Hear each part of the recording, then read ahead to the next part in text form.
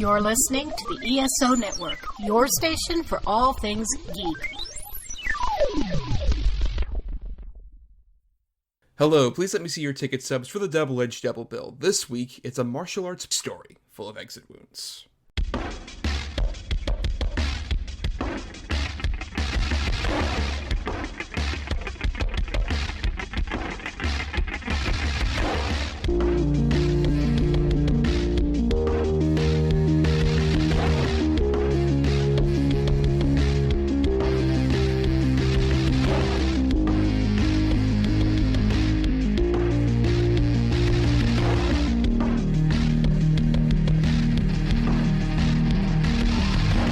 Each week, Adam Thomas and Thomas Mariani will come to the table to discuss the randomly selected yin and yang of a double feature. Then, both will have to pick a number between 1 and 10 in order to seal their fates for the next episode. One will have 2 good movies, the other 2 bad ones. Let the chaos begin. I am Thomas Mariani, and you've caught me at a bad moment because I'm about to do a giant martial arts stunt rig, so excuse me while I just... Wow! I am Adam Thomas, and R.I.P. Thomas Mariani. I'm okay. I guess something was faulty. Adam, do you have any idea about that and how I maybe almost died just there? Honestly, no, I do not. I did not spend hours, and I do just mean hours, planning your death. Oh, good. I'm glad to hear that. That's really, I appreciate that open honesty that you didn't do any of that. Thank you so much. But Adam, it's time to start the show. Where basically every week Adam and I talk about a double feature based around a topic, one good movie, one bad movie. And this time, in honor of Shang-Chi and the Legend of the Ten Rings is coming out, we're talking about martial arts films again. We did this a little over a year ago or so, and we're returning. And as was the case then, and I still think is now, you are more of the martial arts person than I am. You watched a lot of these movies throughout your life, correct? Yeah, definitely. I grew up on this stuff. Yeah, I'm definitely a pretty big fan, for sure. And I'm curious, with like a Shang-Chi coming out, we've talked about off mic a lot about sort of some of these upcoming Marvel movies. What do you hope a Shang-Chi brings over from some of your favorite martial arts movies in a bigger, big budget, also fantastical superhero context? What do you think it needs? Just really tight fight choreography and, big over the top fight scenes and things like that still are tightly choreographed and hard hitting. And from what I've heard, they definitely achieved that. Yes, that's true. We're recording this before that film comes out, so we'll see, especially since Marvel's been a bit dicey about their action and choreography, in that it's mostly been a lot of, like, kind of tight close-ups. Aside from, I would say, like, Winter Soldier and parts of Civil War, their action choreography has been kind of pre-vised, as they say. Yeah, no, definitely. So that's sort of that, and just, like, the sort of maybe even the general, like, mysticism and things like that, like the older sort of kung fu martial arts movies have, and there does look to be some of that in this too, so that's promising. I mean, hopefully while avoiding maybe some awkward stereotypes, which I assume they are, given that the Mandarin, as depicted at least in the previews, doesn't resemble the original design. I think we're all better for that. Yeah, I think that's just fine. Yeah, very good without doing that. But anyway, we're here to talk about 2 martial arts movies we picked at the end of our last episode. I had the good picks this time for this one, and I ended up with Police Story, which is a big Jackie Chan vehicle, and your bad pick ended up being Exit Wounds, which is a Steven Seagal vehicle, amongst some other things. So 2 action stars we have not talked about on the show before. It'd be very interesting to dive into their careers and these 2 movies as well. So let's go ahead and start with Police Story. Jackie Chan. Hold it! Dynamic.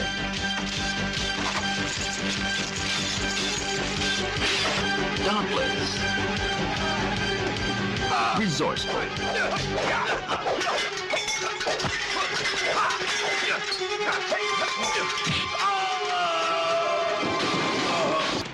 At first, he was hailed as a hero. Lock him in the cells. Yes, sir. Book him. For murder. Until he got set up. Now his whole police precinct is after him.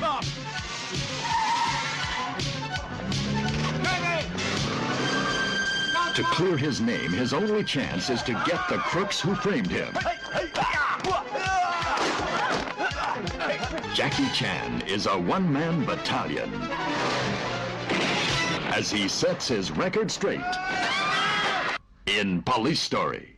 So Police Story came out December 14th, 1985, and not only stars Jackie Chan, but was also co-written by him and directed by him, and obviously a lot of the stunt choreography was handled by him and his team. And the song that plays over the credits is also by Jackie Chan.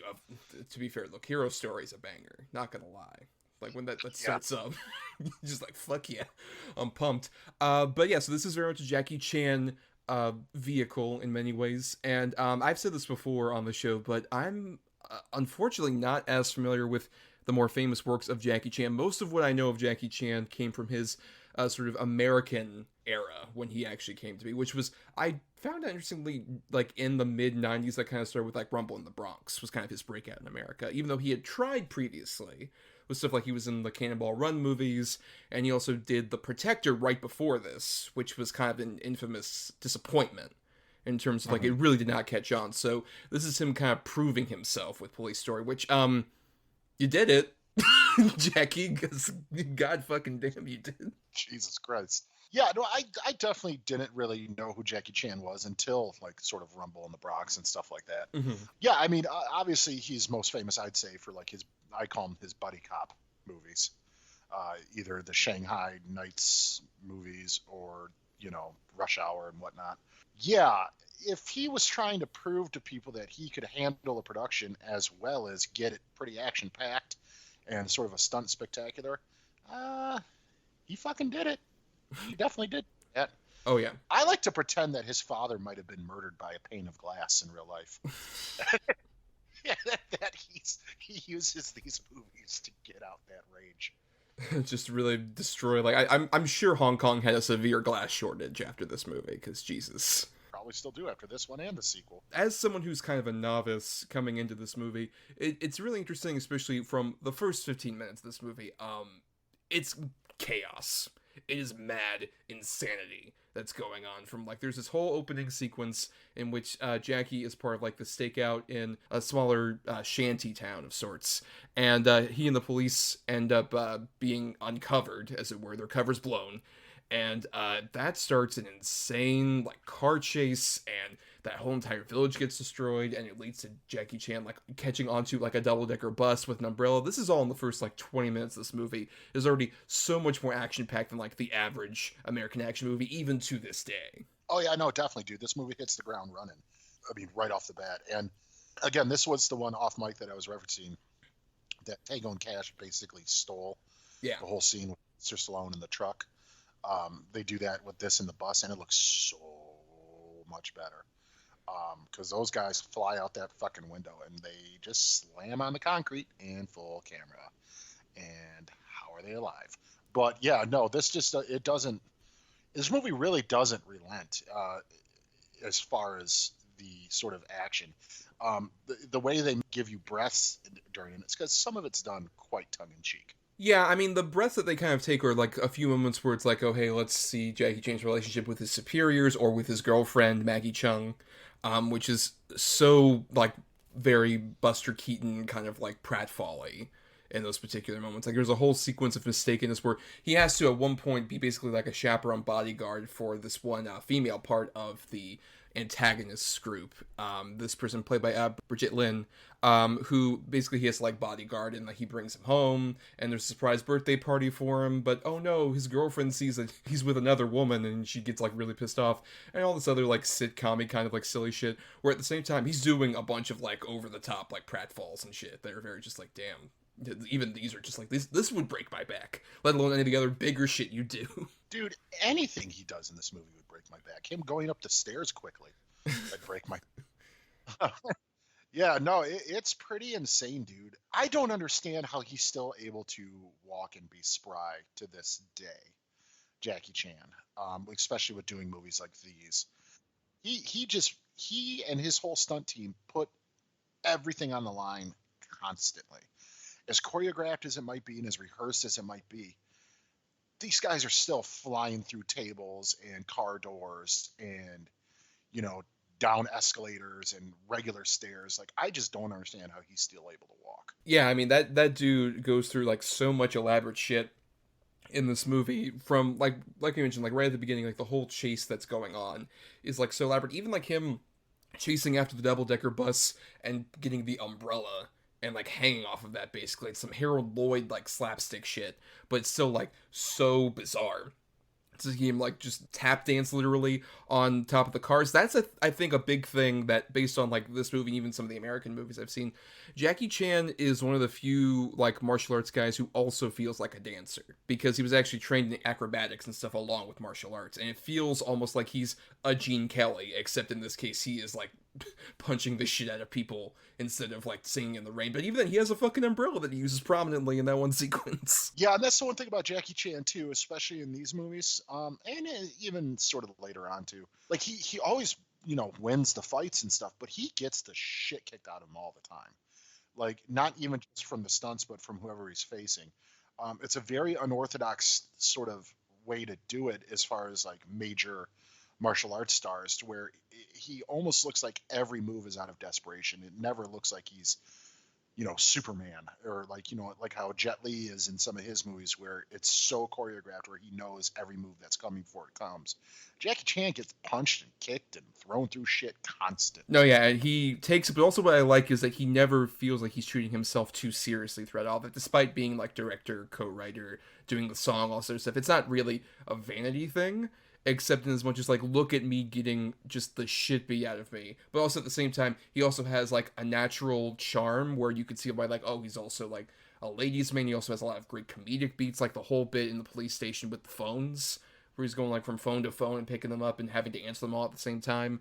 Or even like the scene where he's talking to Maggie Cheung about like, look, I'm sorry I haven't been around for you. Also, the brake on my car doesn't work, so I'm gonna be like kind of walking along the street with you, but also I'm gonna be like dragged by my car basically at the same time. There's a lot of that sort of like, he likes being the buffoon at the same time that he is the handsome lead. Oh yeah, no, you could tell Jackie Chan is definitely into sort of slapstick physical comedy. I mean, without a doubt, he's really fucking good at it, and he does it in everything he's in, even in the Rush Hour movies and all that stuff. It's sort of his MO, and that's one thing that I've always really liked about Jackie Chan, is that he's sort of not afraid to make himself look like a doofus, and he does it really, really well. Yeah, while at the same time being like a compelling lead. I mean, it's interesting, I will say, given this is called Police Story, there's also the weird factor of this movie is extreme propaganda in terms of like what it's portraying about, like, oh, he's our lone hero cop who's trying to face off against everybody. And literally at one point he has like a huge monologue near the end where everyone's like, oh, we think you might have murdered this guy, so we have to make sure that you did or not. And he's just like, I'm tired of your bureaucracy destroying everything. I need to be the hero. I need to do this immediately. And obviously with this movie, I don't think it's quite as offensive, because it's more about just getting to these action beats. Like literally Jackie Chan and the co-screenwriter Edward Tang were both like, hey, look, we have all the set pieces planned out, let's just kind of string it together with a vague cop story of some sort. And so that kind of stuff is more of just like him as an excuse to get to the shopping mall finale sequence.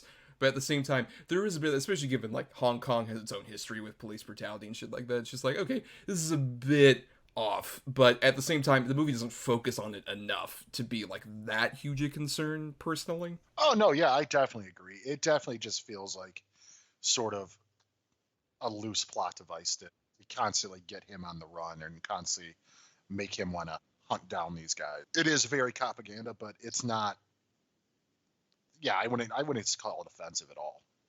Yeah. I would say it's a bit more offensive in like A Police Story 2, which I also watched, and I like that movie decently enough. But that one's a lot more about sort of the mystery and unraveling what's going on, and the action beats, while they're great, are not as like constant. Because like this movie basically goes like, here's a 15 to 20 minute action set piece, followed by like 10 minutes of a bit of plot, and then another big giant action set piece, and then a bit more plot, but then the other action set piece comes in. Like, it's a lot more evenly spaced here compared to that one. Yeah, I agree. I like part 2 quite a bit as well. I haven't seen it in a while, but I remember I've always liked this one more, and it probably is for that reason alone. It feels more, like you said, a little bit more consistent as far as balancing the action with the sort of plot, where they really just want to show you the goods in this one. Well, and speaking of the goods, Adam, I gotta ask, what is your favorite sort of like martial arts, either set piece or like moment in this movie that like really firmly to you feels like, oh, this is something like only a Jackie Chan, his stunt team could really do? What's a big spotlight for you in this movie? I mean, basically the entire mall sequence. Like, it's fucking crazy. But my favorite little bit in the mall sequence is where Jackie Chan picks up the guy almost like wheelbarrow style and then swings him through that glass display. Like, oh my god, dude. The whole mall sequence is just incredible. It's just non-stop stunt spectacular, and it's amazing. I mean, I can't argue that the finale sequence is pretty impressive. I think particularly like the big famous moment of this movie is the big bit where Jackie Chan slides down a pole from the escalator down 3 stories, and the movie shows you the 3 different camera angles they got because he was only doing that once, and they wanted to make sure you saw every single version of it. And it also was like amongst several other injuries that happened in this movie, as you can see during the outtakes, which we'll talk about those in a second. But the big final stunt that happens there, basically when he slid down that pole, the lights covering the pole heated up so much it resulted in him getting 2nd-degree burns, particularly on his hands, and then he also had like back injuries and dislocated his pelvis when he landed. But what I love also is that in the shot, you can clearly see right after he slides down, even though all those things have happened to him, he gets back up and starts continuing the fucking fight. Just decimating. Yeah, he immediately gets up and confronts the guy. He just runs up to him. Like, how is he running with a broken pelvis, a jacked up back, and 2nd-degree burns on his hands and like on his inner legs? This guy's a maniac.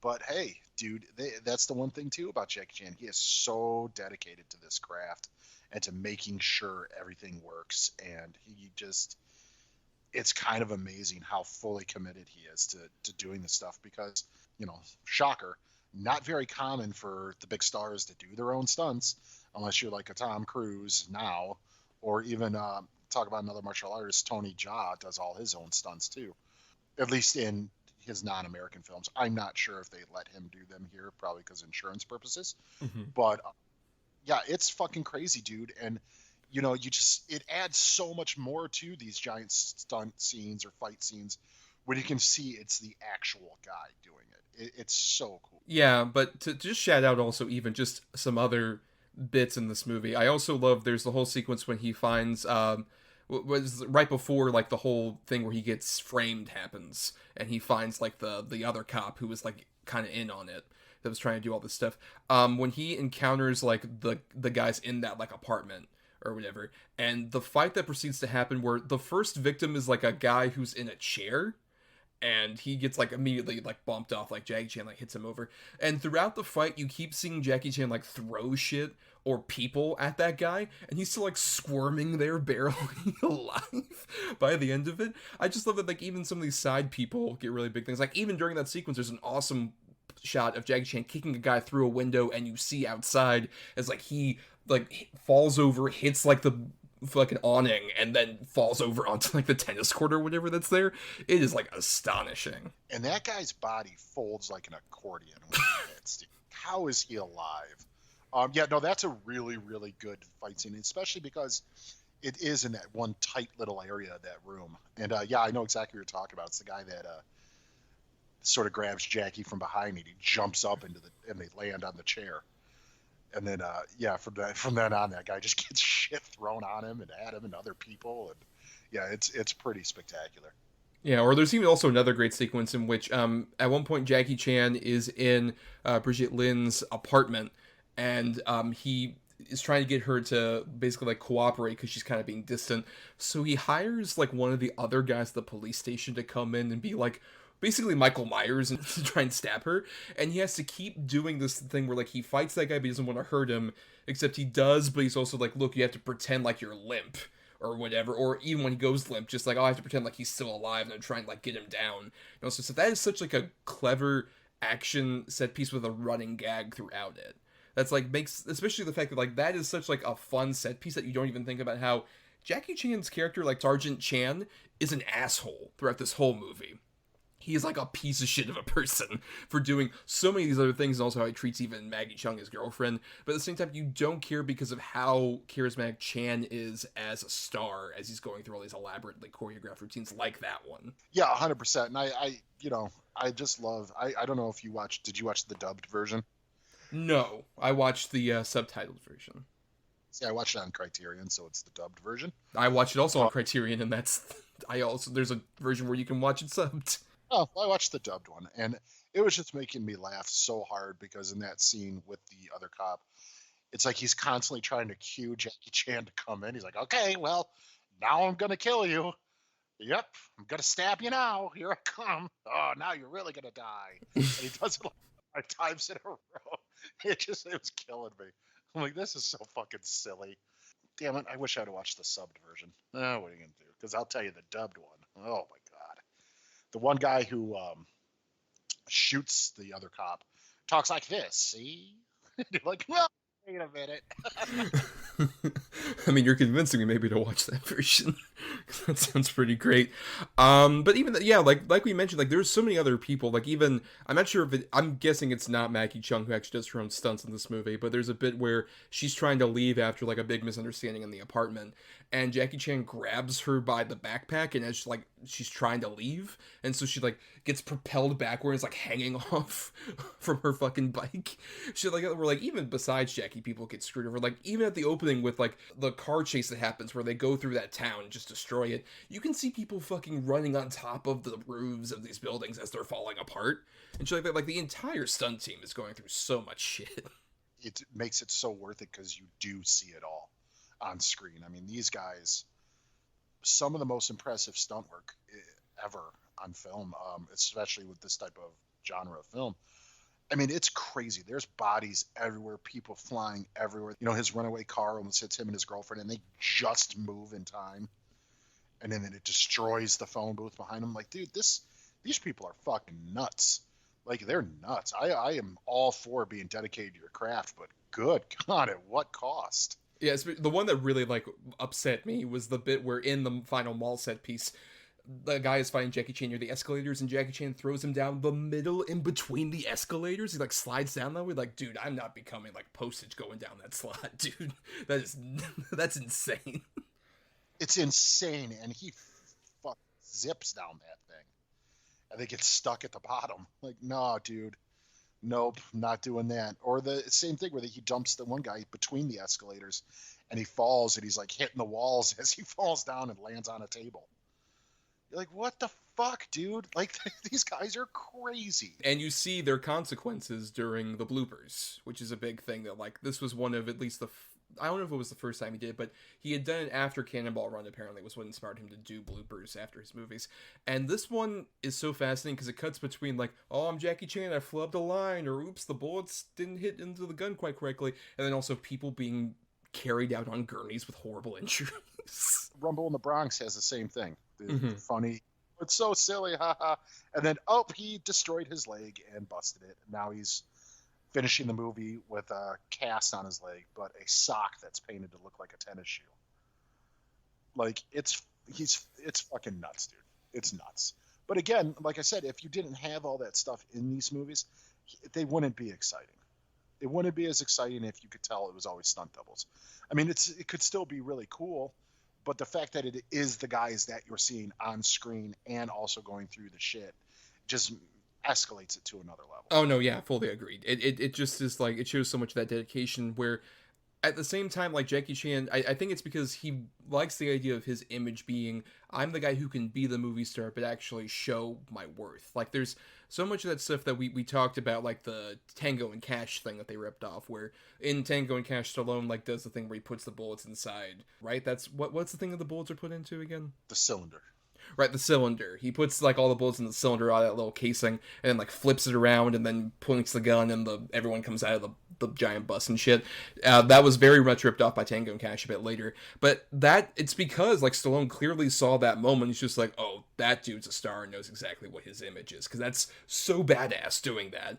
At the same time that like he can also prove that by like, I can do like these big movie star moments, but unlike a Stallone, I can go through all the rigmarole of like falling over or doing these elaborate choreographed things like the phone bit, like these big things. I can get hit in the face with cake, but also I can slide down that fucking pole like a badass, because you know I can. Like it shows like so much of that, and even like when he's in those bloopers, you can see bits of him actually directing everything, where it's like it shows that he's the master of his domain.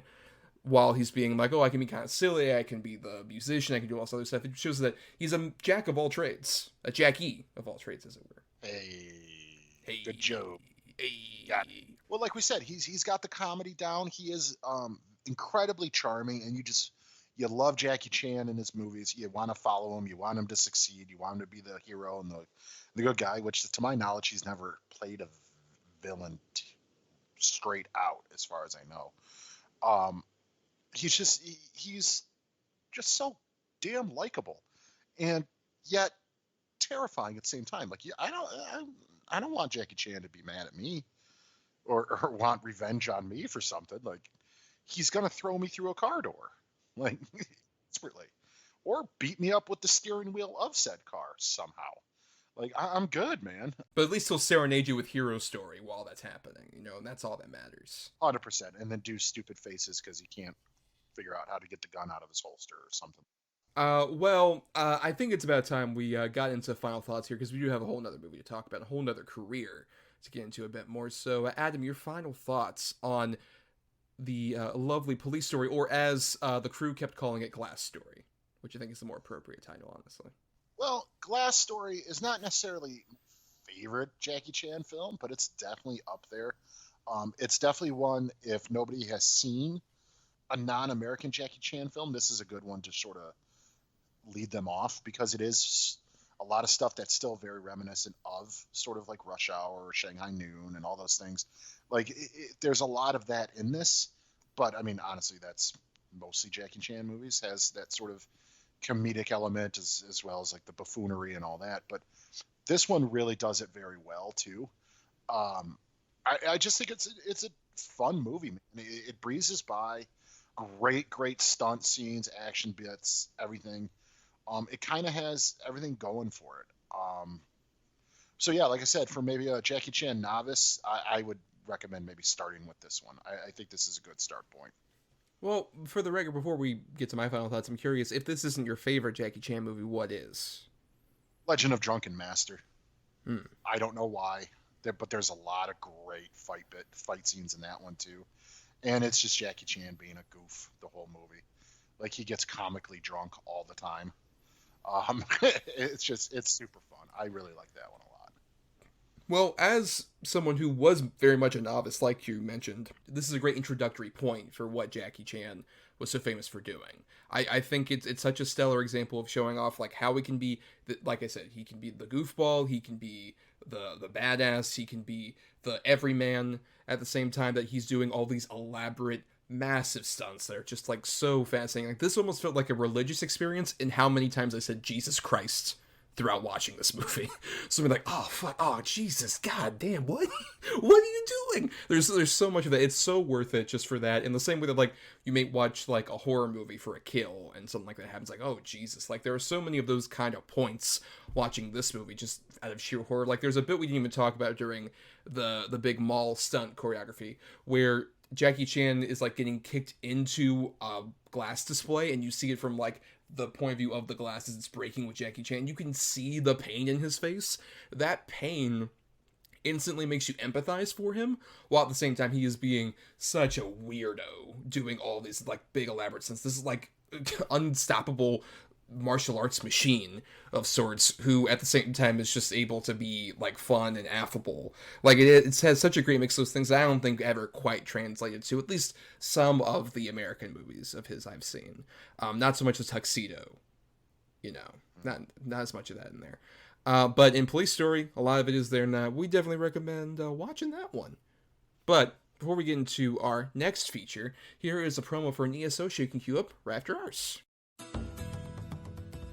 DragonCon 2021 is scheduled for Labor Day weekend, and whether it's an in-person event or once again goes virtual, the DragonCon Report podcast crew will cover the con right up to the big event.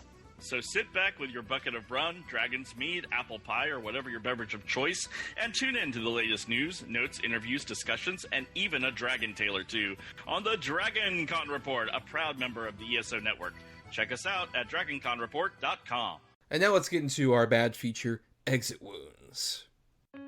A lot of people talk about police corruption, but no one ever sees it.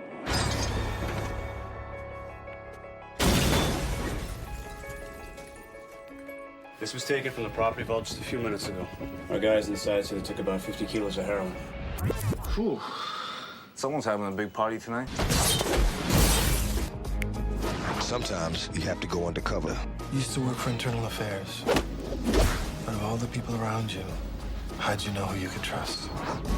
To bring justice to the law. They're all dirty, but I need your help to prove it. Promised I would always be my brother's keeper. I keep my promises. Sometimes you have to walk in the darkness to bring the truth to light.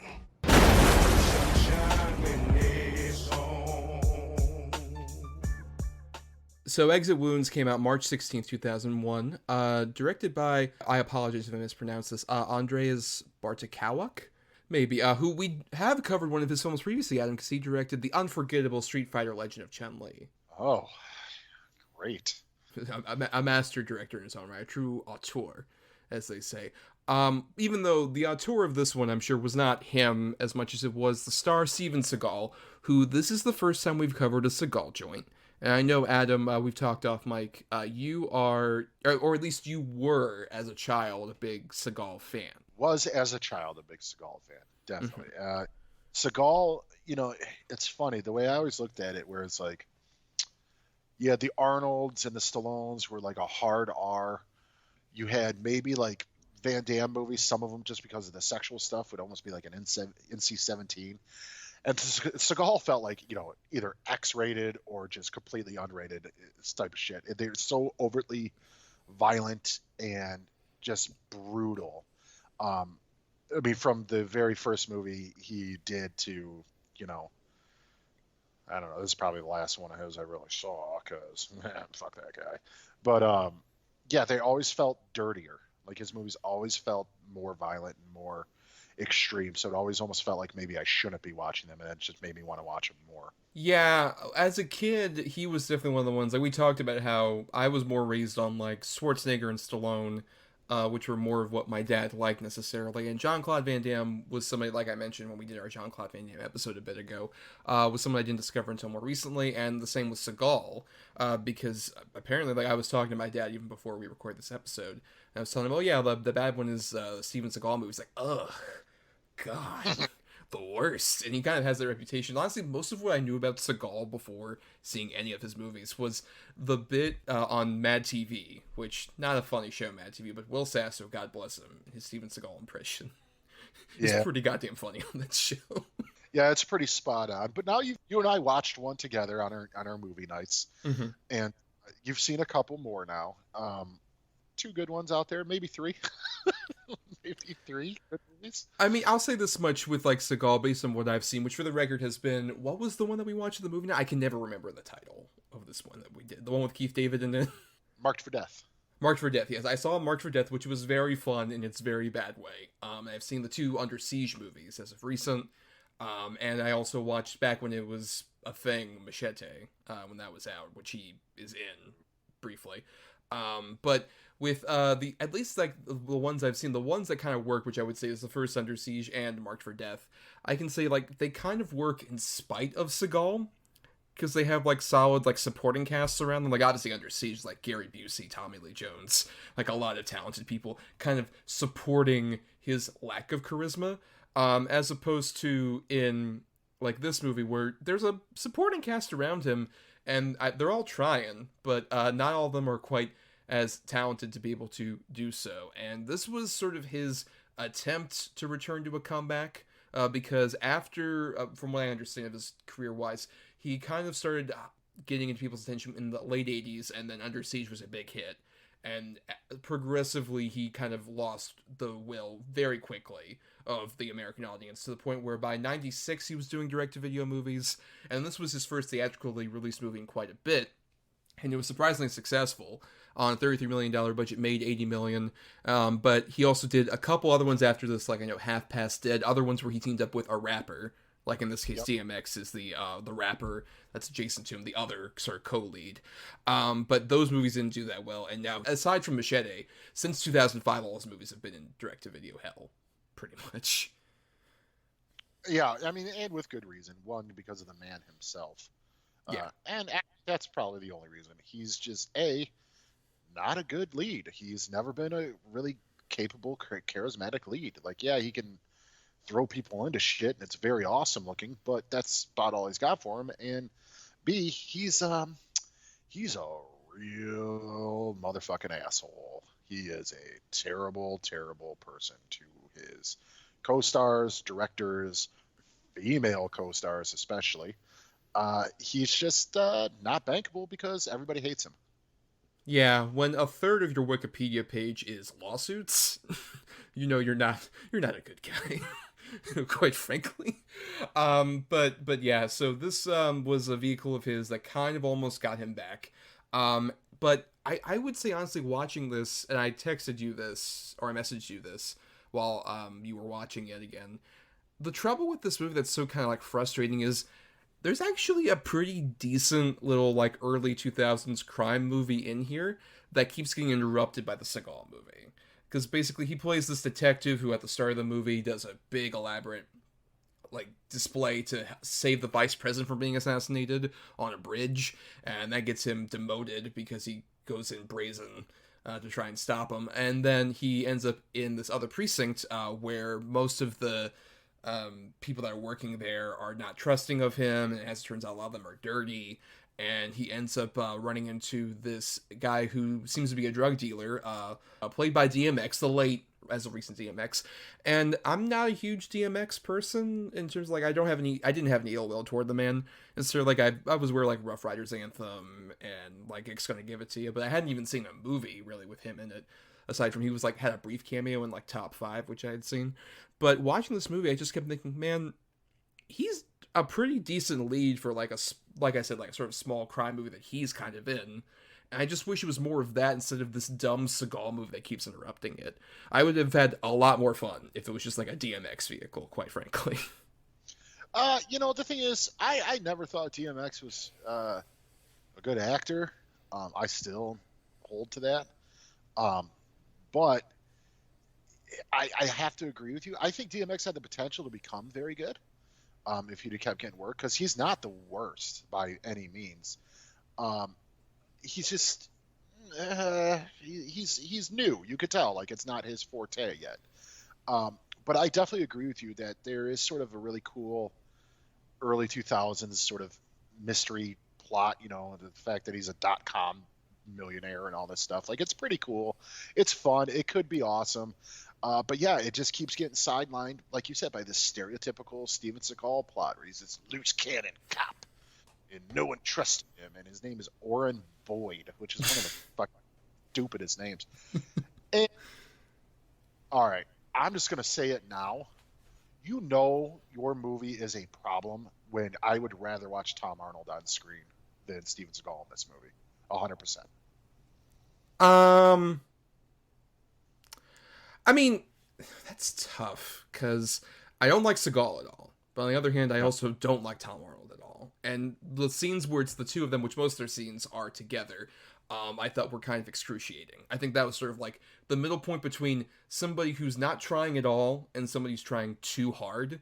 And they clash together in a way that feels like razor blades and acid. I get it, but at least Tom Arnold is trying. Whether it's too hard or not, at least he's trying. Steven Seagal just does not give a fuck. And also, I have to address this because I noticed it when I first saw it, and I gotta say it again. Steven Seagal doing like flips and handstands is the most ridiculous thing I think I've ever seen. It is so bad. It is so, because he's not even fat Seagal yet. Like, he's became fat Seagal, like fat Dracula is like what he looks like now. Like, I don't understand why he has a widow's peak. Like, dude, we've seen you in movies for 30 years. You never had a widow's peak, but hey, whatever. He's like 6'5" or whatever he is, and he's doing these handstand kicks and flipping over guys. It is so laughably bad looking to where nobody saw that and was like, no, we can't. No. Because Seagal was probably like, yeah, make it look like I could do all this cool shit. No, we're leaving that in the movie. Or if it'd be Seagal now, because for some reason he's Creole now, which is the easiest thing. No, leave it in the movie, baby. No, it's cool. Yeah, Steven Seagal Lawman, his reality show, kind of retconned him to be Creole now. In his universe of Seagal, he is now Creole. He's a Creole. He's a Louisiana sheriff. So, yeah, for some reason, he's Fat Dracula with a Creole accent who's really fucking tight in Russia. Like, what the fuck? Who is this guy? Oh, very good questions, but like I think that particularly becomes a thing after he has this really bad self-help scene that seems very critical of psychology in a way that feels like, okay, Seagal, you're a person who doesn't feel like he can cry. I can tell. And he's like, he's just that stupid comedy bit where he's stuck in the fucking desk and it goes on for fucking ever. And it's dumb. He gets out of there, and then he goes outside, and his car's being jacked by a gang. And then he's like, hey, let me tell you how to do this right. And then he just proceeds to, like, kick their asses. And he does one particular flip that I think you're referring to after a guy pulls a gun on him. It's just, like, impossible for, especially, like you mentioned, a guy who, at this point, is kind of, like, in the in-between between, like, Fat Seagal and his earlier days where he's kind of husky, but not necessarily that big. He's kind of in that middle point, and he's 6'4", and he fucking does this weird flip that's just, like... This feels like those shots in like a Muppet movie where they have a full-size Muppet that suddenly like flops around and you see its legs. Like, sure, that's what you did. Yeah, it's Kermit riding a bike. No, it's not even that advanced. It's like when they throw Kermit in the air like across a bar like in the Muppet movie. He's like, wow! For sure. His legs do Kermit's arms when he's excited. It's ridiculous. And the thing is, all right, I'm from Michigan, okay? I've been to Detroit a lot of times. Grew up right around Detroit on the outskirts. Still go down to Detroit occasionally. This is not Detroit. I mean, maybe there's some pickup shots, but for the most part, this isn't Detroit, just as much as it's not Eva Mendes' voice. Oh, well, that brings up a whole nother thing. Because, like, beyond the fakeness of, like, it looks like Ontario or some shit, or, like Vancouver, I'm sure, where they shot this. Or it was somewhere where, like, I know there's a whole thing where, like, DMX was on the set of this, and then he went over to shoot that one Sum 41 video, where, like, he comes in on, like, the four-wheeler motorcycle. Like, that happened, like, at the same... I think it was in Canada, maybe? I'm not sure. Well, those guys are Canadian, so probably. Makes sense, yeah. But anyway. Like, that's all obviously Canada. But then also, Eva Mendes is in this movie. This is very early. I think this is even pre-Training Day, right? Yes. Point being, Eva Mendes is in the movie, and the moment she comes on screen, when, like, he's basically assaulting Anthony Anderson, who's someone else we also have to talk about in this fucking movie. But he, like, is doing this, and Eva Mendes is like, hey, what are you doing? And it's not the sultry Eva Mendes voice that we all know and love. It's like, did you get Kristen Bell to dub her over? Like some fucking white-ass lady? Because it's just like, this doesn't fit. It's like Uncanny Valley, where it's just like, this looks like Eva Mendes, but that's not Eva Mendes. Dude, it sounds like someone doing like a Cialis commercial. Like the voice. It's so bad and so bland. And it's clearly just some white bread-ass lady. And, you know, the logic behind it is so ridiculous. Well, we just thought she didn't sound like she was smart enough to read these lines. What lines? You thought this script was that fucking smart that Eva Mendes' voice wouldn't handle? Take a look at our equipment. We got cameras. Yeah, the producers claim that she didn't sound intelligent enough, which is extreme sexist horseshit. That feels like it's appropriate for a Steven Seagal movie based on, as you mentioned, he is also a scumbag to women. So it just feels like, oh, it's all encompassing in so many, like, sad ways there. And it's such a bummer where, like, all that stuff is happening and it sucks, even though Eva Mendes is a part of the DMX thing, which I want to shout out especially. There's a couple really cool bits with DMX where I think especially sort of the martial arts thing, to contrast with what you're talking about there. Like, after that sequence with Eva Mendes, Steven Seagal comes in and, like, busts up this, like, drug deal that's going on. And him and DMX have, like, a fight. And DMX is a really cool fucking move where he, like, grabs a chain and, like, runs along the wall and then kicks Steven Seagal in the face. That's, like, the best martial arts bit in this whole fucking movie, honestly. Is see, like, shit like that. And I feel like DMX, I think, is really doing a lot of the Seagal thing, where Seagal's big thing in his movies is he kind of talks about a whisper, kind of like this. He doesn't really raise his voice that much. And DMX has a similar thing where he's obviously very raspy, but at the same time, he has a consistent cool about him in this movie that I respect. Like, there's a whole scene where him and Anthony Anderson go to a car dealership, and they buy a Lamborghini, which I have a lot of issues with, particularly Anthony Anderson's doing his, you know, pre-Anthony Anderson being good in movies thing, where he kind of, like, is a bad comedic relief. that's like really annoying. But DMX, the whole time while he's being like the one snooty car salesman who's like, oh, I'm black, but I'm not like the commoners, just like a really shitty character. DMX like examining the Lamborghini, he's like, I'm gonna take this. And then I'll go for this. Excuse me, sir, I don't think you have the money for this. I suggest you step out of the car. And he's like, you know what? I suggest you start the paperwork. And snaps his fingers. Like, that's a cool fucking bit. To the point where I'm just like, this dude should have been in those fucking Fast and Furious movies. He would have fit perfectly in that. Where he just has this like cool demeanor the whole time that he's like unflappable. He's not, I agree, a great actor, but I think he's a really solid movie star persona at that particular point that could have advanced a lot further if people gave him the chance. Yeah, I agree. He oozes charisma. He definitely does. And yeah, that scene, to get on Anthony Anderson, I like Anthony Anderson, especially like, now, but this movie and like Romeo Must Die, Anthony Anderson are some of the most annoying fucking characters. He's so annoying, and it's just these horrible comedic bits, and it's played to death. Like, we fucking get it. He's a goofball.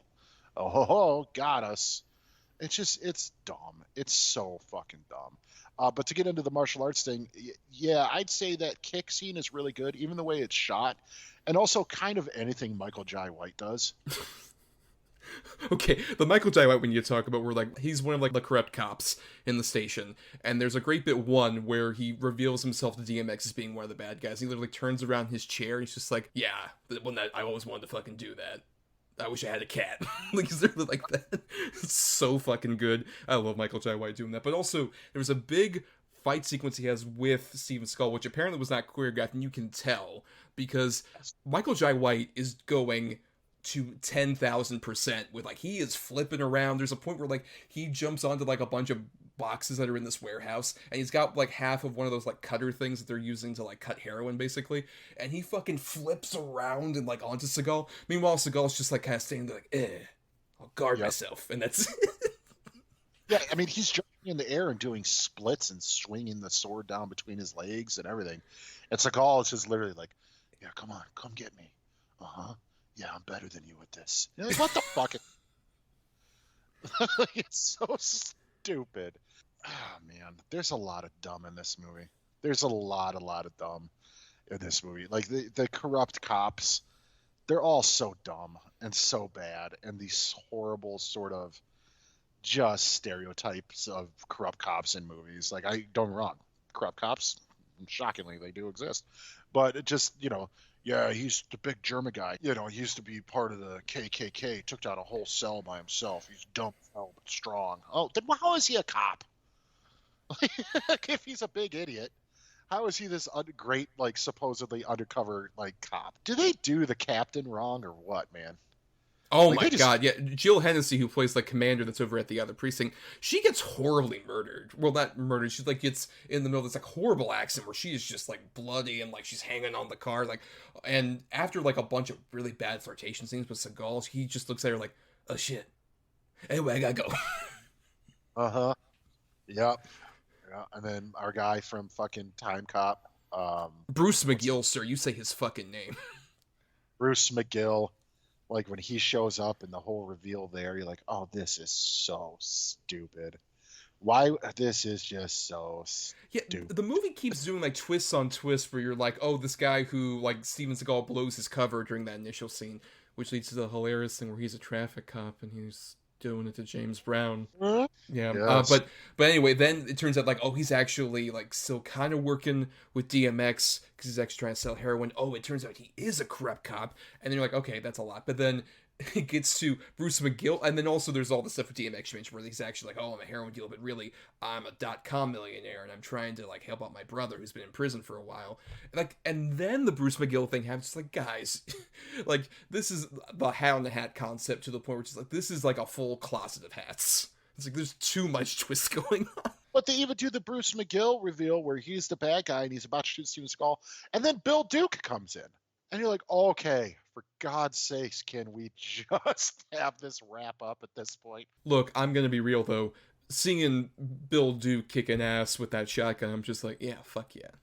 Go Bill Duke. Me too, for sure. I mean, Bill Duke's badass.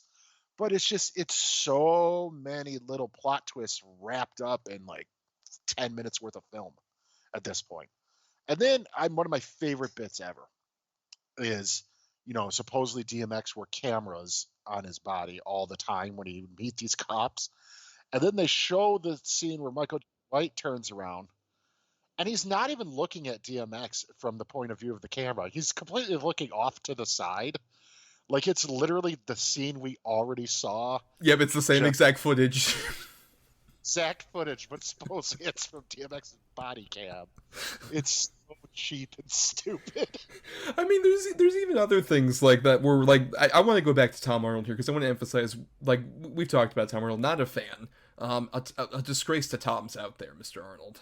But, like, especially there's a whole sequence where, like, Steven Seagal wants to get intel from him because he's like this Jerry Springer style talk show host or some shit, who has like people on the inside that can get like weird exposition or like whatever he can information for Seagal, and they meet up at a strip joint for all of this, and it's one of the more like skeezy fucking scenes that's just like Steven Seagal's trying to be like all high and mighty about just, oh my god, I can't believe it, this silly guy and his strippers. And Tom Arnold's like, hey, you know what, I'm good for this. You want to join in on the stripper thing, and I'll help you out and all this other shit. That scene is like the nadir of the movie to me, where everything just like completely falls apart. The other scene where they meet up and he actually gives the information is only good because DMX is like shown doing these things when he reveals stuff about him, his backstory, and DMX just wears the shit out of like really stylish clothes and then goes into his car in the smoothest way possible, just like, yeah, I'm walking over to my car, like, fuck yeah, DMX. Well, I can't emphasize enough how much I wish we had the DMX movie, where Eva Mendes would have still been there and probably been dubbed over. We probably would have still had some of this stupid shit, but would have been infinitely more watchable than any time Seagal or Tom Arnold or some of these other people fucking show up and do their stupid shit. It just is like so grating. I can't agree with you more. There's so many levels of overacting and underacting in this movie that it almost makes me nauseous. Like, everybody is trying so hard to get something competently done out of this. And the star of the movie is just tanking constantly, that it just becomes sort of this hodgepodge mess of genres that none of it connects well. Like, the comedy all pretty much falls flat. The fight scenes are pretty bad. The action beats are really sort of choppily shot. Like, it's a terrible, terrible film. Yeah, down to the unfunniness really comes to light in over the first half of the end credits. There's a whole sequence where Anthony Anderson and Tom Arnold are on Tom Arnold's show, talking back and forth with each other. It's clearly like improv between the two of them. That was like death for me, seeing the two of them trying to improv at the end of that movie. It's just like, this is like the shit cherry on top of the shit sundae. We're just like, why are we doing this? I don't know. It literally feels like just an extra punch to the nuts. Like, here you go, guys. Here's one more for the road. And it's just, I don't know. I don't know why you put a comedy improv scene that's really not funny on the end of your action. Like, I just don't understand. No, there's a lot to not understand here. Mike, why don't we go ahead and go into final thoughts here, Adam? What are your final thoughts on Exit Wounds?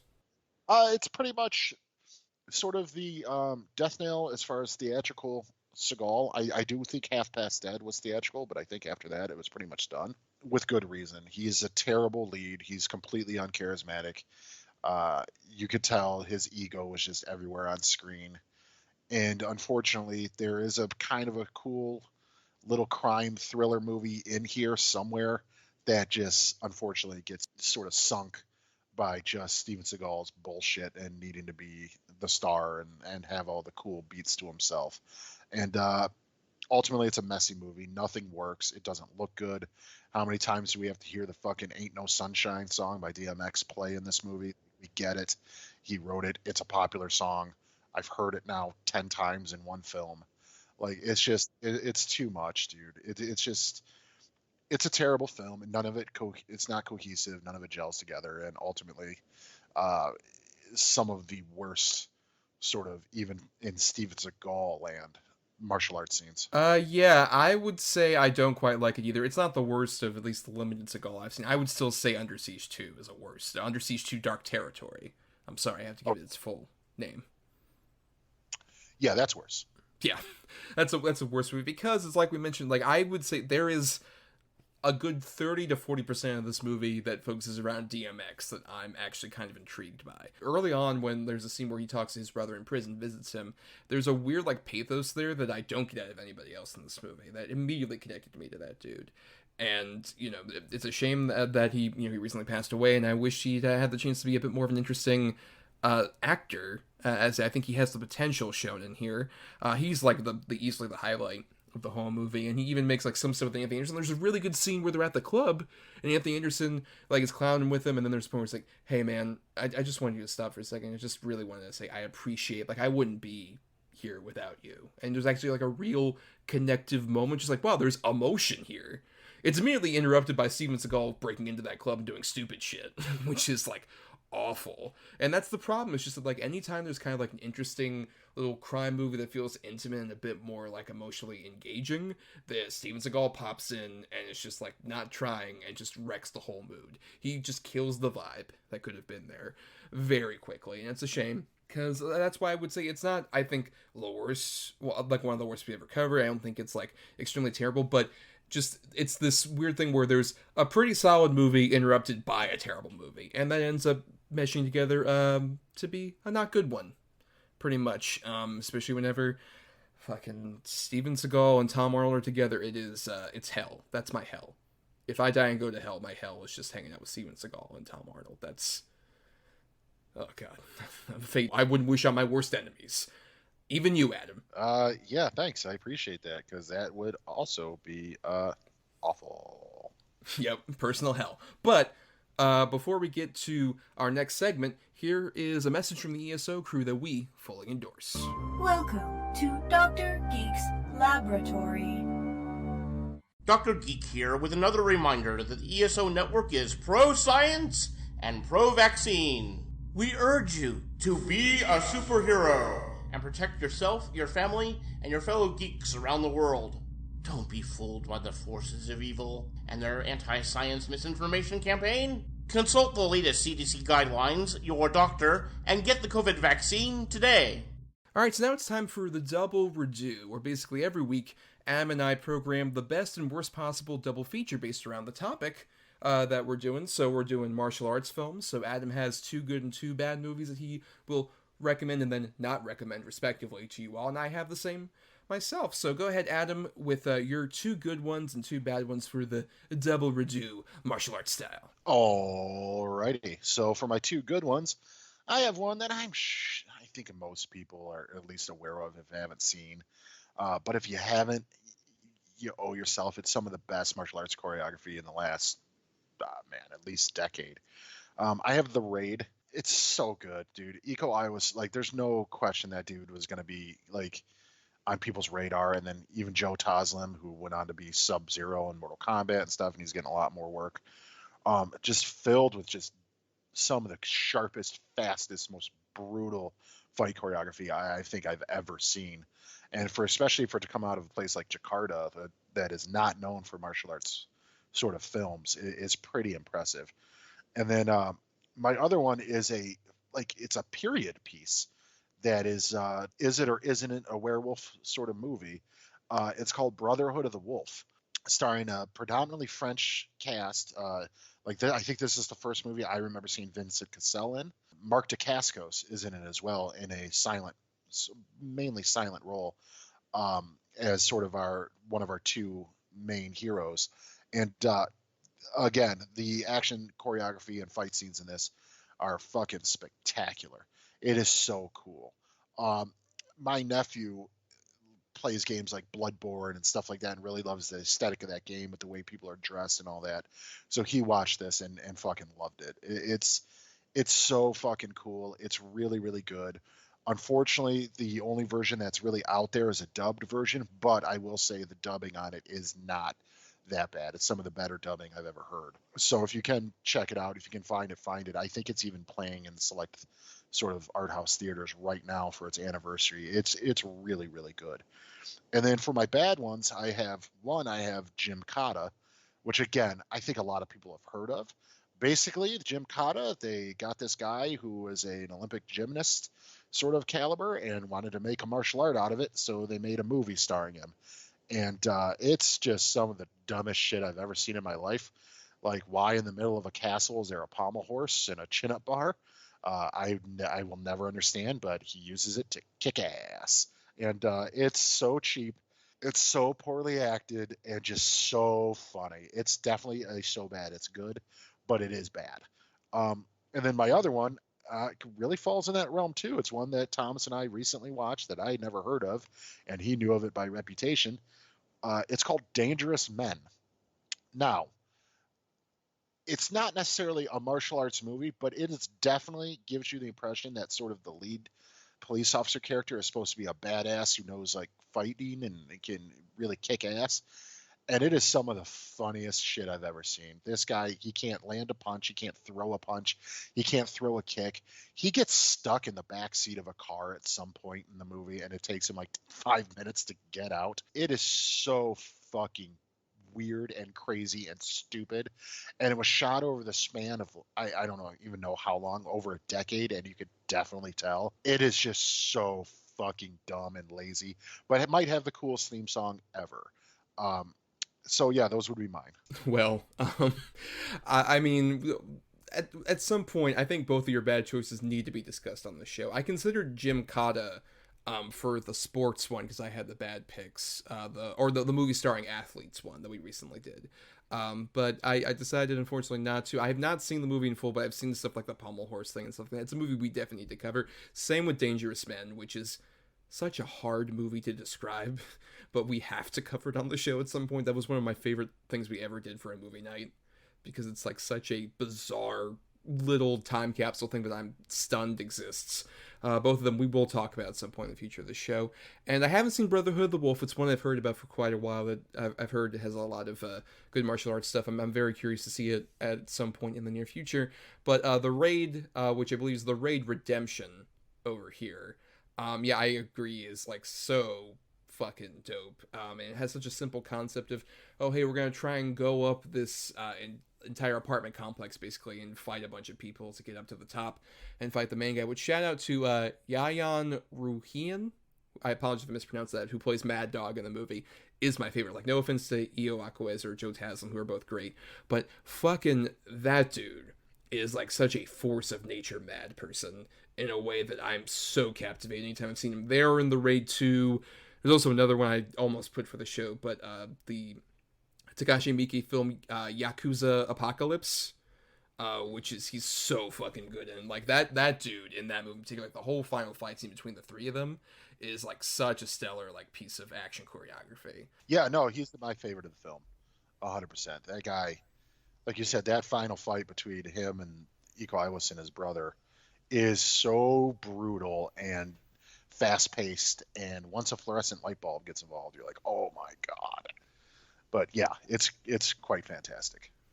Also, shout out, the star of Jim Cotta was the late great Kurt Thomas, Olympic gold medal winning gymnast. Well, R.I.P. I guess. But yeah, so now it's my turn to do my own double redo picks. And as I mentioned, not as big of a martial arts person, but I've seen a couple, including, I'll start with the one I saw most recently. Because recently we lost a guy who unfortunately I wasn't as familiar with his big martial arts stuff, but I decided to watch, I guess, sort of like his centerpiece movie, which is The Street Fighter. No, not Street Fighter like the video game. The Street Fighter, starring Sonny Chiba, which is basically, like, the plot is pretty incomprehensible. It basically involves a guy, martial arts expert, getting this person out of jail, and then a whole bunch of like stuff involving like a crime family comes about. The plot's not important. What's important is that Sonny Chiba is like a werewolf of a human, almost like a Wolverine. Like, literally, he feels almost like more of like the Wolverine you would see in the comics compared to like a Hugh Jackman, because he's kind of like hunched over, he's kind of like ferocious and mad, like he might have rabies or something like that, but he is so compelling to watch in these, like, this really cheap movie. It is so cheap. There's so many points where like he's falling down, there's bad rear screen projection that's going on, but he just through sheer source of like charisma and martial arts talent is just able to make you glued to the screen the entire time, even with like the bad dubbing. There's literally a point in this dub I watched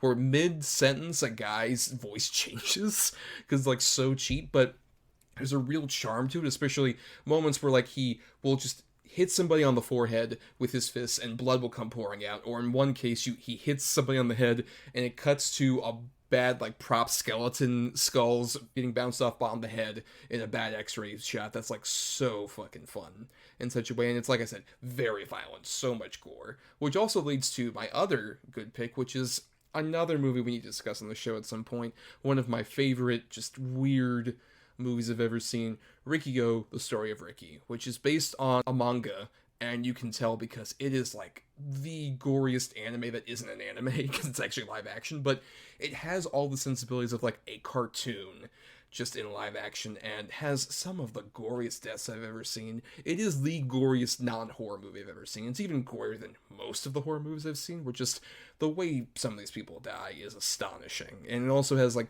some of that cheapness I was talking about with the Street Fighter, but also it just is like so fascinating to watch, like all the wire work and all of the like big elaborate choreography mixed in with like Jesus crucifixion metaphors, where people are like, Riccigo gets like literally crucified and is like horribly covered in blood like it's Passion of the Christ, but then also like very silly comedic characters who are horribly mutilated. One guy turns into a big massive hulking brute of a person. It's one of my just favorite fucking weird movies I've ever seen. It's so good, and all of you, especially that is one where you need to watch the bad dub.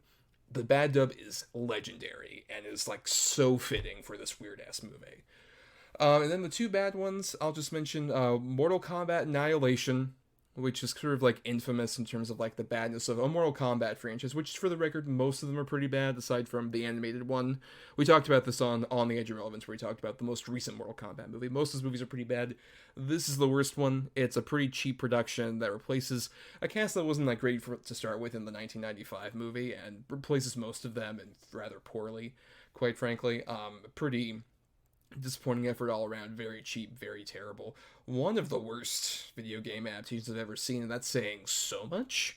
But then again, I at least don't hate as much as I do another movie we watched as a movie night thing, Adam, War, which stars Jet Li and Jason Statham.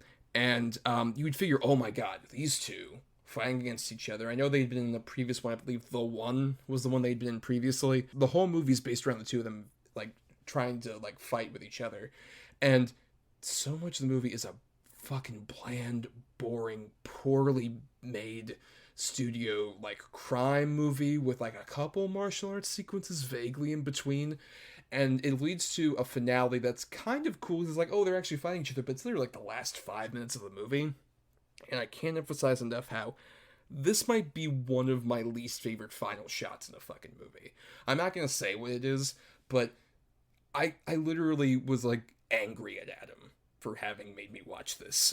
Just, War is one of like the most upsettingly bad movies I've ever fucking seen, and I will hate Adam eternally for making me watch it. All right, to be fair though, we were watching just random Statham movies, and that was one of the ones we could find to watch. So I was like, all right, do this one. I'd only seen it once previous, and yes, I can honestly also agree. War is awful. Who is it good for? Absolutely no one. Hey, baby, I'm back. Yeah, War is garbage. Mortal Kombat Annihilation, I think you said it all. It's got the reputation it has, deservedly. It's just dog shit. It's so cheap and bland. And the fact that they just put it out without it even being finished, just because like, it'll make money, which it did. It didn't make a lot, but it's still just, it's dog shit. And I completely agree with Riccigo, just being one of the most violent, gory things ever put on film. It is a spectacle to see. It is so fun though too. That is definitely one of those, if you're watching with somebody who hasn't seen it, you're going to get enjoyment out of just seeing them react to it. That movie is batshit crazy. And then Street Fighter, of course, R.I.P. Sonny Chiba, but he kicks all the ass in that movie very, very graphically. He was a force of nature in that movie as well. And it is cheap. It is really cheesy, but it's kind of perfect. Yeah, the thing you said about Riccigo, I definitely want to co-sign about showing it to friends, because I have done that a couple times, just like a room full of people who are just like, hey, it's a really gory martial arts movie, I don't want to tell you anything else about it. And the looks people get, it's another one of those things where I agree, like, it's almost more fun, if you've seen the movie previously, to look at people as they react to certain moments. They're like, it's so stellar. And actually, before we end the double redo, I wanted to shout out, we got a bit of feedback from a Bill L., a loyal listener of the show, who kind of said this, and I can see the issue where he, because of his own neurodivergentness, he kind of had an issue where he wants to watch some of these movies we talk about in the redo, but he kind of doesn't quite catch it the few times we talk about the titles. So I think from now on, at the end of our segments, we're going to repeat back the names of the movies that we chose. So I'll go ahead and just start once again. My good picks for the double redo were Riccigo, The Story of Ricky, and The Street Fighter. And then my bad choices were Mortal Kombat, Annihilation, and War. All right, and my good choices were Brotherhood of the Wolf, or Le Pacte de Loup, which I think is the subtitle, and then The Raid Redemption. And then my bad choices were Jim Cotta and Dangerous Men. Yes, and I especially recommend watching, and like I said, we need to talk about Dangerous Men. It's just some point needs to happen. But, and actually speaking of the double redo, Adam, we had a bit of feedback that I wanted to share in reference to our last episode from James Rodriguez, our friend of the show, of course. He says, in reference to last week's episode about 2008, he says, my 2008 choices, all from the horror genre. First is Too Good. He says, Let the Right One In, a hauntingly beautiful vampire tale. The Strangers, a frighteningly real and nightmarish experience. And then his two bad were the Day of the Dead remake from 2008, dreadful remake. And then Seed, the absolute worst thing from Uwe Boll, and that's saying something. I mean, I definitely agree with the Day of the Dead remake and both of his good choices. I love Let the Right One In and The Strangers. And I never allowed myself to watch Seed just because of the opening where it shows real animal brutality throughout the opening film. And I will not. A, I don't want to support Uwe Boll, and B, I will not support something like that used as a sort of scare tactic. I think that's tasteless and just despicable. Yeah, I've definitely not seen Seed, but I can definitely say, yeah, I agree with Let the Right One In and The Strangers are two very good ones, especially Let the Right One In is so good, especially in comparison to, I read the novel before I did a panel at DragonCon a couple years ago for that, and the novel I'm not a fan of. I think the novel is a lot more kind of seedy and exploitative in a way that I found just, like, not that interesting, as opposed to the adaptation that they did, that is pretty great. And then The Strangers, yeah, I didn't see until actually fairly recently before the sequel that came out like 8 years later, or 10 years later came out. And that one's a solid little thriller that really works, really good performances, especially from like Liv Tyler and the people that are wearing the bags on their heads. It's one that I think more people need to see of like the horror genre in particular. I think it's one that was very popular at the time, and it's, I think, almost gotten a bit lost. I hope when that sequel came out, which I also kind of like for what it is, I hope more people have seen The Strangers as a result. Yeah, I dug the sequel, man. The sequel's fucking wacky, but it's fun.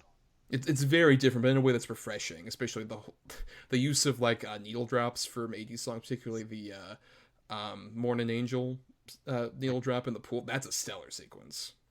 Absolutely. Yes. But it's time to get to the end of the show and our picking for next week, so stay tuned for that. But before we do, want to thank some people, like thanks to Chris Oliver for the intro and outro used for the show. Listen to more of his music at chrisoliver.bandcamp.com. Thanks to Christian Thor Lally for the artwork for our show. Follow him at Night of Water, that's Night with a K, _of_water, for more of his great artwork. And we want to thank our Patreon supporters, patreon.com/DEDVpod, where for just $1 a month, you all get to vote for movies we cover, topics we do for a whole episode, and listen to bonus episodes we put out every month, including right around the time this is coming out, we would have recorded our latest On the Edge of Relevance, where we talk about more recent movies that are either on streaming or in theaters. In this case, we'll be talking about the latest incarnation of Candyman, which we won't be saying 5 times on this episode, I can tell you that. Fuck. No, we won't. That's true. We don't want any version of Candyman to come out at us. But we also want to encourage you, if you like what you've been hearing here to either support us on the Patreon or help us out by buying some merchandise over at the TeePublic store for the ESO Network. There'll be a link in the description for that, where you can help us out, get a few bucks thrown our way if you buy a mug or a t-shirt or something else with our lovely logo on it. We get a bit of a kickback off of that, so it really helps if they do what, Adam? Buy our merch. Oh, I'm sorry. Wait. Buy our merch, baby. No, go ahead. Buy our merch, mama. Oh, I don't want Steven Seagal as an endorsement. We do not support Steven Seagal. He is not a spokesperson for us. Fuck that guy. Well, whatever. But for more of our antics, please follow us on Twitter and Facebook at DEDBpod, where we post all sorts of fun stuff related to the show, including I'm definitely going to post some clips of some of the things from Exit Wounds, like Eva Mendes' voice. That you'll definitely see some of that, just so you can see what exactly is going on there and hear it as well. And also you can submit feedback to us at doubleedgedoublebill@gmail.com. If you want to find us individually, though, I am on Twitter, Instagram, and Letterboxd as @NotTheWho'sTommy. I also do some writing at both marianithomas.wordpress.com and film-cred.com. And also, this is the last time I'm going to mention it, because this week that we're releasing the episode out is the week of DragonCon 2021. So I'll be doing some panels over there. Please, if you feel safe to go and are fully vaccinated and hopefully wear a mask, those are the mandates of the particular going to DragonCon this year, please come out and, see me do some panels, including I'll be doing on Thursday, September 2nd, 7 p.m. at the Westin Peachtree 1-2. I'll be doing a What We Do in the Shadows panel. Also at that particular location, the Westin Peachtree 1-2, on the 2nd, at 10 p.m., I'll be doing a David Cronenberg The New Flesh panel. Then on September 4th, the Saturday at 7 p.m., I'll be doing Scary Monsters, a David Bowie and horror panel in that same Peachtree 1-2 Westin location.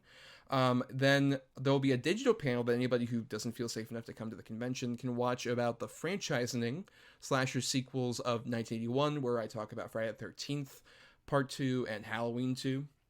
And then on Sunday, September 5th at 2:30 over at the Marriott M103/M105 room, I will be doing a panel with fellow ESO members Mike Faber and Michael Gordon, a panel about Fargo the movie in honor of its 25th anniversary. And then finally at the Peachtree 1-2, once again over in the Westin, I will be doing a panel on September 5th at 5:30, all about 1981, the year of the werewolf, where we'll be talking The Howling and Wolfen and An American Werewolf in London. So I'll also post that up on my Twitter and stuff like that, so if you missed those bits and pieces out, you can see my schedule over there on my social medias. If you're coming and feel safe, please see me at DragonCon. And you can find me on Twitter and Instagram at @AtomOrAdam. That's ATOM_OR_ADAM. And I'm also on Letterboxd at Schwanson. That's SCHWANDTSON. Yes, and for more of our content, please subscribe to us on Apple Podcasts, Spotify, Stitcher, and other podcasting platforms. If you're listening on the ESO network, why not dig into all the other great shows on the network, or also find our archives for a bunch of episodes we did even before we joined ESO over on our Podbean main feed. And nothing else, if you can't buy that merchandise or support us on the Patreon, the completely free way to help us out is to rate, review, or simply share the show around, because that gives us more visibility. Literally the easiest thing to do, so just fucking do it, please. Well, Adam, now it's time for us to do our picking for next week's episode, which every week Adam and I each usually have 2 movies. One has 2 good movies, one has 2 bad movies. We switch up on the quality for that. And we assign a number between 1 and 10 for both of those choices. And we pick numbers between 1 and 10, so that gets us close to whatever good and bad choice. And keep in mind, though, we do have the Godfather rule, where for one single time, Adam and I have each a veto in our back pocket. This veto will expire by the time of our next anniversary in May. And basically, it's a veto where someone will say the choice, and they'll say, well, do you want to take the cannoli? And the person will either respond with a no, or actually, I'll take the cannoli, thus negating that particular choice, and we have to go with whatever the other choice is that the other person chose.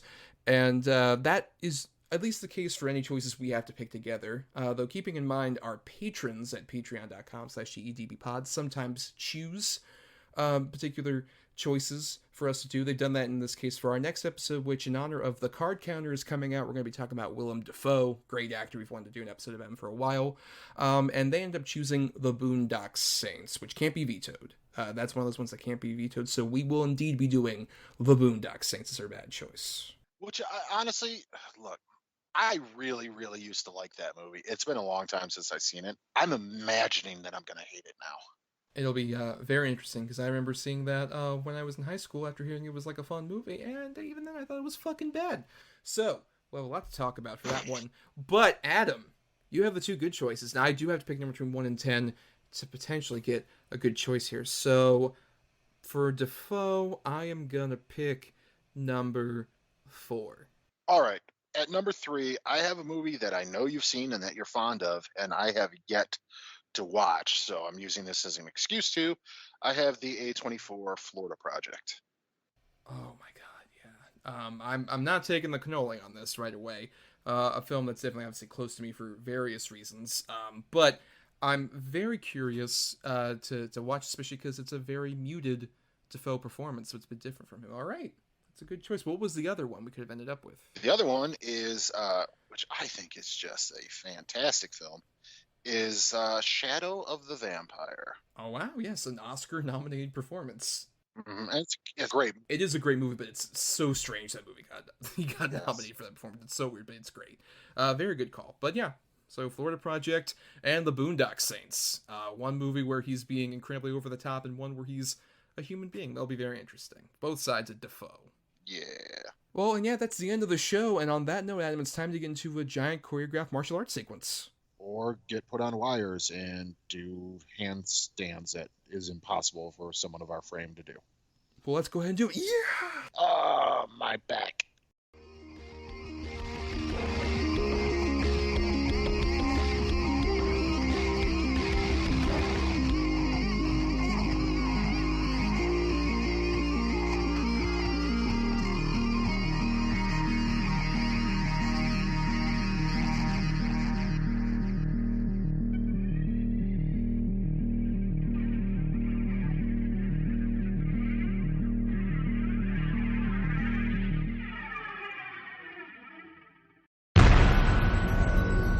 This has been a broadcast of the ESO Network.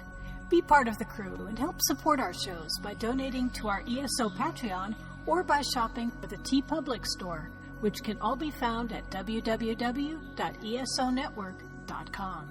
The ESO Network, your station for all things geek.